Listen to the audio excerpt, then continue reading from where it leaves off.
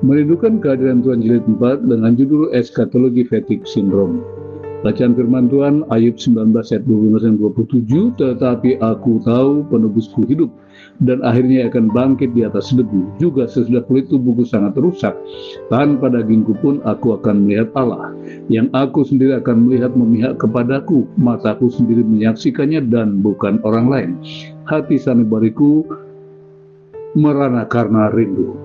Bahaya terbesar yang benar-benar terjadi dan sekaligus menjadi ancaman serius bagi orang-orang beriman di akhir zaman adalah dihinggapi oleh virus maut, yaitu apa yang disebut sebagai eskatologi fatigue syndrome atau sindrom kelelahan eskatologi, yaitu rasa jenuh tentang eskatologi yang tidak lain adalah studi atau doktrin tentang hal-hal akhir zaman, nasib akhir manusia, dunia.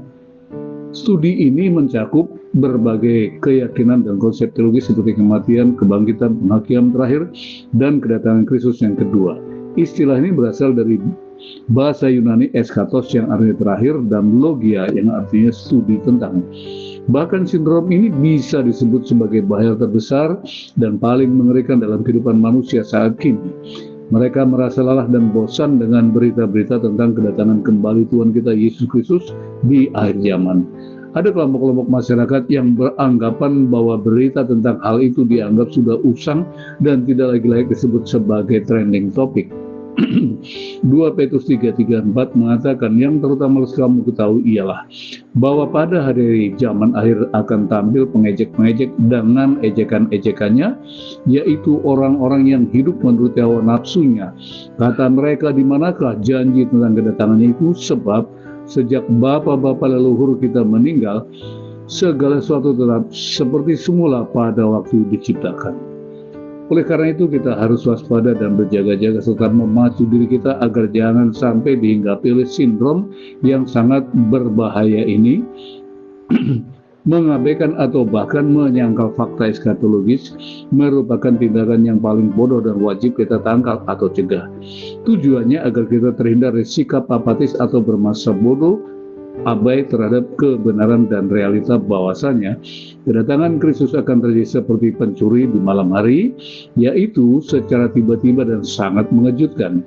Seperti yang tertulis dalam Matius 24 ayat 43-44 yang mengatakan, tetapi ketahuilah ini, jika tuan rumah tahu pada waktu mana pada malam hari pencuri akan datang, sudah pasti ia berjaga-jaga dan tidak akan membiarkan rumahnya dibongkar. Sebab itu hendaklah kamu juga siap sedia, karena anak manusia datang pada saat yang tidak kamu duga.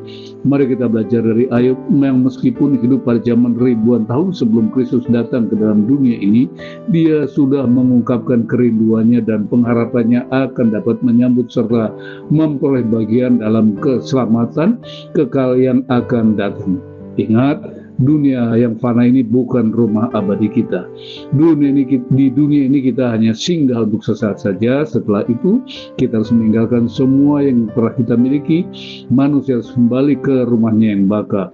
Pengkhotbah 12 ayat 5 mengatakan, juga orang menjadi takut tinggi dan ketakutan ada di jalan-jalan. Pohon badam berbunga, belalang menyeret dirinya dengan susah payah dan nafsu makan tak dapat dibangkitkan lagi, karena manusia pergi ke rumahnya yang kekal dan peratap-peratap berkeliaran di jalan-jalan. Saya tutup dengan 3 closing statement.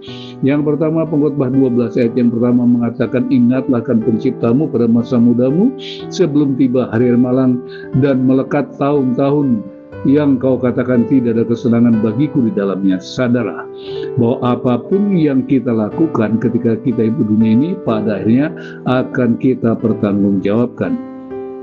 Closing statement yang kedua, Matius 6 ayat 33 mengatakan, tetapi cara dahulu kerajaan Allah dan kebenarannya, maka semua itu akan ditambah-tambahkan kepadamu. Janganlah abai atau apasi terhadap terminal akhir dari perjalanan singkat kita di kefanaan dunia ini. Sebab tanpa kecuali kita semua akan berhadapan dengan tahta pengadilan Kristus. Pengkhotbah 12 ayat 13-14 sebagai statement, closing statement terakhir, Akhir kata dari segala yang kita didengar ialah takutlah akan Allah dan berpeganglah pada perintah-perintahnya, karena ini adalah kewajiban setiap orang, karena Allah akan membawa setiap perbuatan ke pengadilan yang berlaku atas segala sesuatu yang tersembunyi, entah itu baik, entah itu jahat. Setiap perbuatan yang kita lakukan, baik atau buruk, akan tetap melekat pada kita, dan itulah yang akan menjadi upah bagi kita di dalam kekekalan sana. Tuhan Yesus memberkati.